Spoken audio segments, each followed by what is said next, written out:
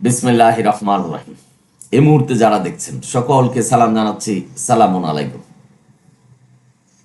কিওম Quranic message YouTube চ্যানেলের আজকের video দেখার জন্য আপনাদের সকলকে আমন্ত্রণ জানাচ্ছি। ভিডিও খুবই গুরুত্বপূর্ণ এবং জটিল বিষয়, সকলেরই জানা প্রয়োজন এবং কোরআন ভিত্তিক জীবন প্রতিষ্ঠার জন্য সহায়ক হবে ইনশাআল্লাহ।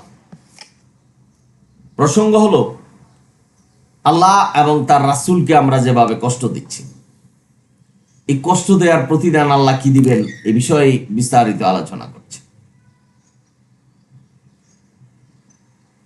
জীবন প্রতিষ্ঠার জন্য কোরআনের অনুসরণই যথেষ্ট। সূরা আহজাব 57 নম্বর আয়াত 57, আল্লাহ বলছেন, আল্লাহ এবং তার রাসূলকে যারা কষ্ট দেয়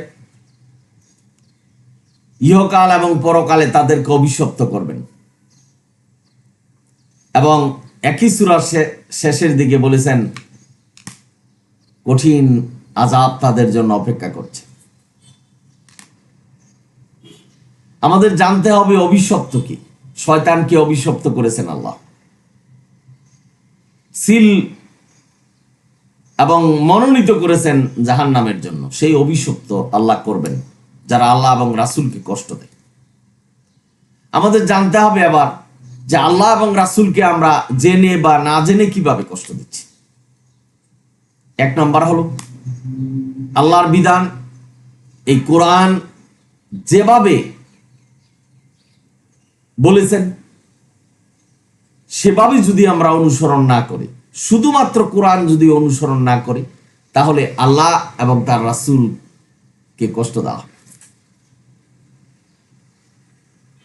আয়াতের অস্বীকারী হবেন।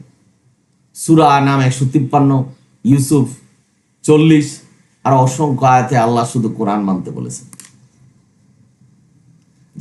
যারা কোরআনের পরিবর্তে অন্য কিছু মানছেন তারাই আল্লাহ এবং তার রাসূলকে কষ্ট দিচ্ছেন। জাহান্নামে যেতে হবে।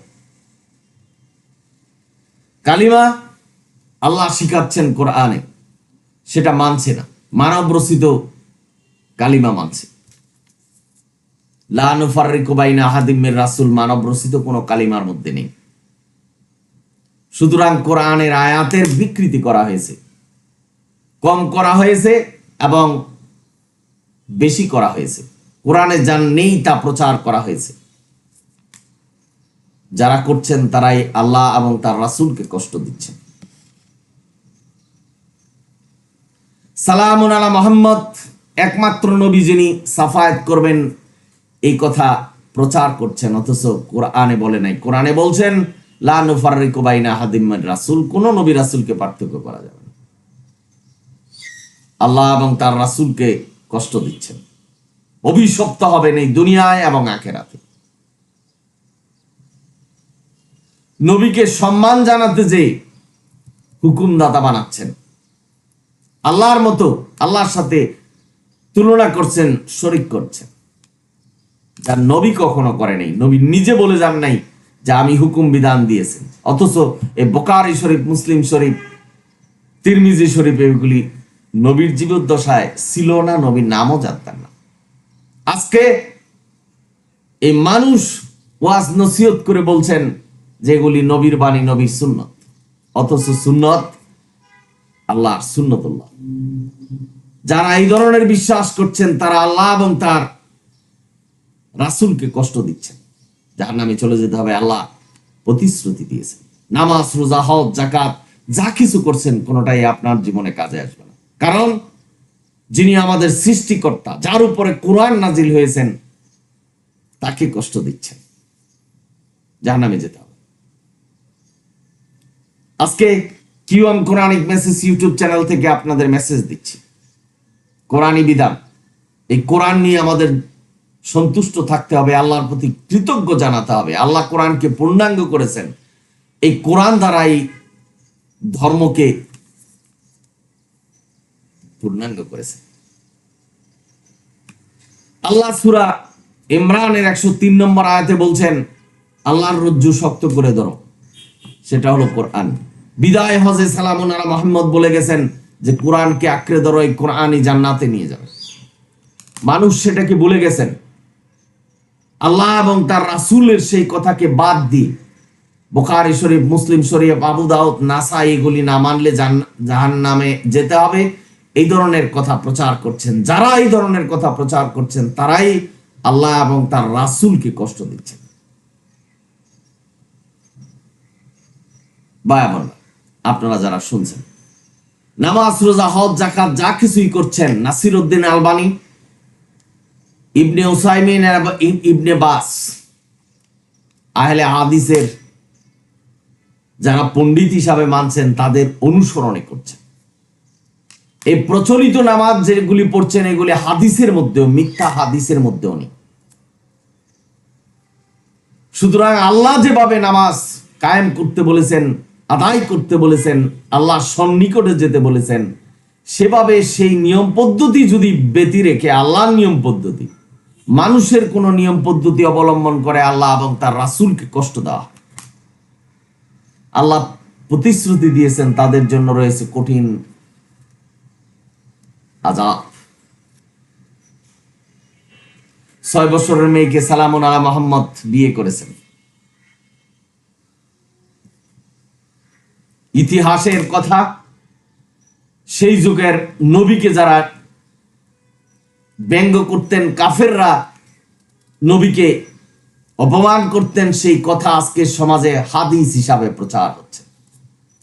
অথচ কোরআন বলছেন যাকে প্রস্তাব দিবেন তার বুঝ হতে হবে, বুঝতে হবে, তারপরে বিয়ের প্রস্তাব দেওয়া যাবে। আমি আর আপনি আজকের নবীকে দুর্বল মনে করছি যে নবী কোরআন জানেনি, নবী কোরআন অবলম্বন করে নেই, যার জন্য 6 বছরের মেয়েকে বিবাহ করেছেন। নবীকে অতি সম্মান জানাতে বলেছেন। নবী যখন মেরাজে গেছেন, উম্মে হানির ঘরে ছিলেন। অনেক মানুষ বলছেন উম্মে হানির কোলে ঘুমাতেছিলেন, অথচ উম্মে হানি নবীর স্ত্রী ছিল না। পচাচ্ছেন, অসম্মান করছেন কৌশলে। বুঝতে হবে, আমাদেরকে বিপদে ফেলছে। জ্ঞান অর্জন করতে হবে। যে যাই বলুক, আপনার জ্ঞানে বিবেচনা করতে হবে যে সালামুন আলা মুহাম্মদ এগুলি করছে কিনা, বা এটা তার জীবনে হতে পারে। যেখানে সালামুন আলা মুহাম্মদকে বলছেন যে তোমার জীবন ধমনী কেটে ফেলা হবে, সূরা হাক্কার 44 থেকে 47 নম্বর আয়াত, তুমি যদি কোরআনের বাইরে চলে যাও। যেখানে নবী প্রতিজ্ঞা করে বলেছেন আল্লাহ সাক্ষী, আমি আমার কাছে যা ওহী করা হয় আল্লাহ যেটা বলেন সেটাই তোমাদের কাছে প্রচার করছে। আজকের সমাজে নবীকে হুকুমদাতা এবং বুখারী শরীফ, মুসলিম শরীফের এই হাদিস নবীর সুন্নত হিসাবে যারা মানছেন তারাই আল্লাহ এবং তার রাসূলকে কষ্ট দিচ্ছে। সুন্নতুল্লাহ, সুন্নত আল্লাহ। নবীর কোনো বিধান থাকতে পারে না, হুকুম থাকতে পারে না। নবী আল্লাহর হুকুম পালন করেছেন, পুঙ্খানুপুঙ্খানুভাবে নিরবিচ্ছিন্ন কোরআনের অনুসরণ করে গেছেন। আজকে নবীর নামে মিথ্যা বলা হচ্ছে। আল্লাহ যা বলেনি সেটাই মানুষ প্রচার করছে। আল্লাহ এবং তার রাসূলকে কষ্ট দেওয়া হচ্ছে।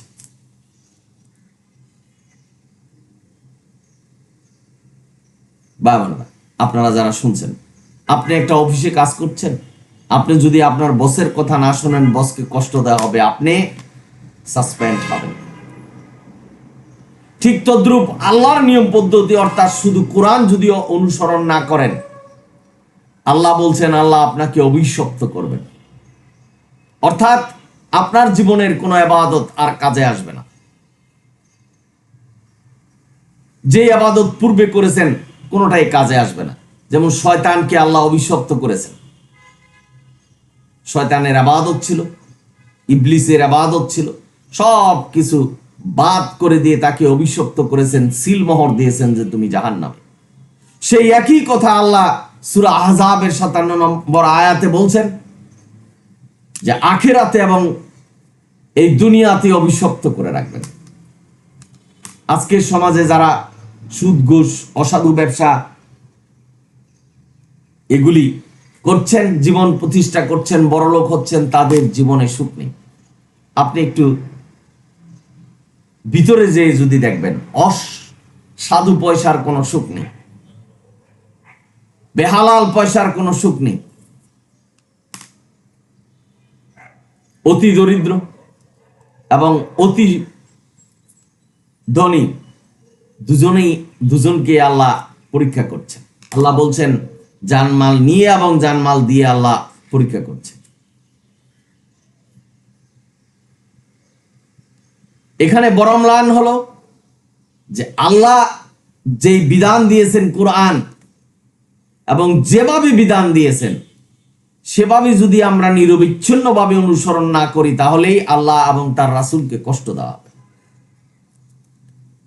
একটি কথা আজকে QM Quranic message YouTube channel থেকে বলতে চাই যে সালামুন আলা মুহাম্মদ কখনো হুকুম বিধান দেয়নি। আল্লাহর বাইরে যে কোনো হুকুম বিধান সালামুন আলা মুহাম্মদ দেয়নি। কোরআন এই ধরনের কোনো নির্দেশ নেই।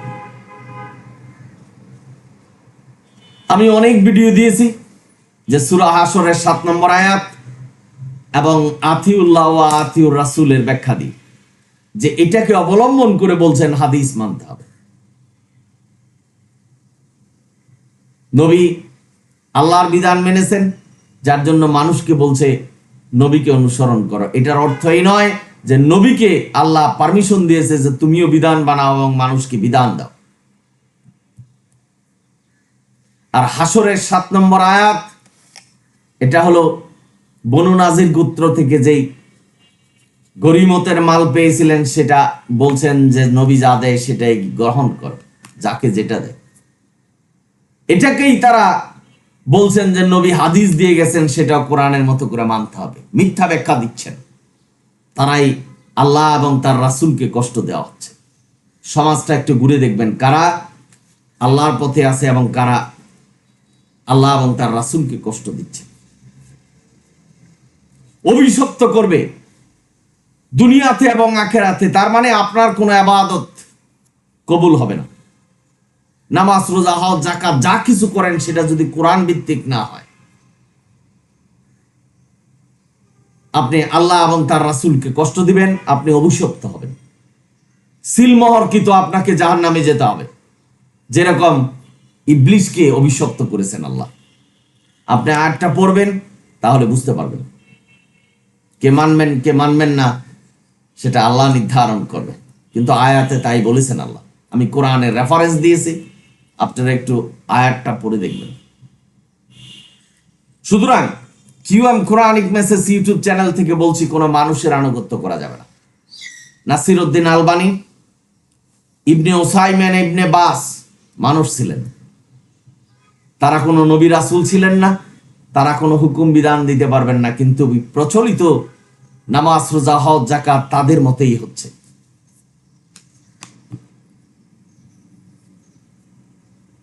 আমাদের প্রচলিত নামাজ হচ্ছে ইমাম আবু হানিফার মত। আল্লাহ আমাদের কাছে কোরআন পাঠিয়েছেন, নির্দেশনা দিয়েছেন যে কোরআন অনুসরণ করা। আমি কোরআনে কোনো কিছুকেই বাদ দেইনি। একটা পাখির ডানা কিভাবে নড়ছেন সেটা থেকে আরম্ভ করে কোনো কিছু, মানুষের কল্যাণ, সুখ, শান্তি, মানুষ জীবন প্রতিষ্ঠা, জান্নাতে যাওয়ার সকল উপায় কোরআন বর্ণনা করেছেন। সুতরাং কোরআনকেই মানতে হবে। একটি কথা, দুনিয়াতে মানুষ যা কিছু বলুক কোরআন দিয়ে যাচাই করবেন, কারণ কোরআনের নাম ফুরকান। এই কোরআন যদি সেটাকে সাক্ষী না দেয়, কোরআনে যদি দলিল এবং সনদ না থাকে, সেটাকে ছুঁড়ে ফেলতে হবে। সেটাই বলছেন সূরা হাজের ৭১ নম্বর আয়াত। অনুমান ভিত্তিক কোনো ইবাদত করা যাবে না।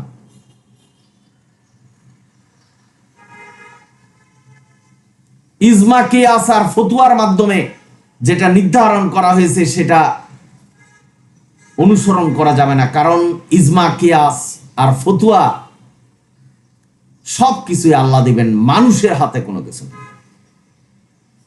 যা কিছু দিয়েছেন সবকিছু কোরআনই আছে।